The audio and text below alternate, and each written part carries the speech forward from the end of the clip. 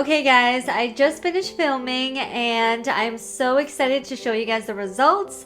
It has taken a couple days to film this whole thing just because I did want to lighten up the hair every day just so we could see the damage that it causes and the outcome of the Olaplex on the hair that's being lightened. Something I've noticed is we've seen before and after photos or videos of Olaplex versus no Olaplex, and you're always kind of wondering, like, are they using any tricks to make it seem less damaged? Are they putting the worst shampoos on there? I don't know. So I did want to put it to the test. I'm going to show you guys all of it. Let's get right into it. So the first application we did was on the level 4 extensions on both of them. One having Olaplex, the other one having no Olaplex. So as you can see here, it is quite dark. This is a very good example of someone who has previously colored hair or is on the darker spectrum of the levels. This is the second time I'm applying the lightener.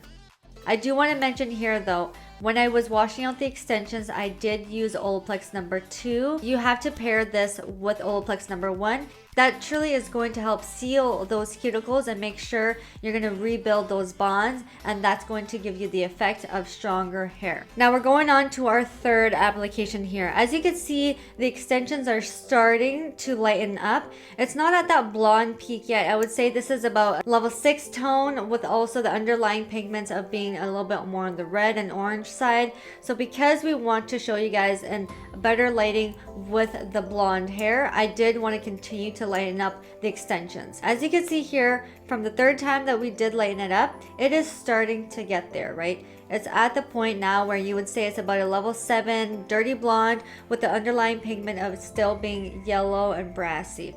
So now that we're here, we're going to try to make sure that we're able to get this piece as light as possible with this fourth application. So what I wanted to do after I washed out the extensions is I wanted to be very realistic with this part. I'm going to let both of them air dry. So the only thing I've done to this is comb them out.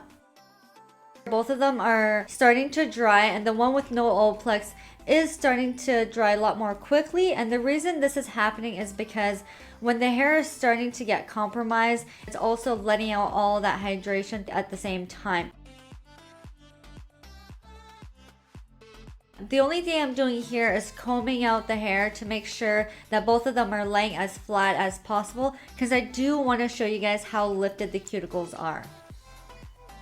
This part I wasn't going to film and I didn't expect to happen is that as I was combing out both extensions, I realized the one with no Olaplex was having a lot more fallout hair and breakage.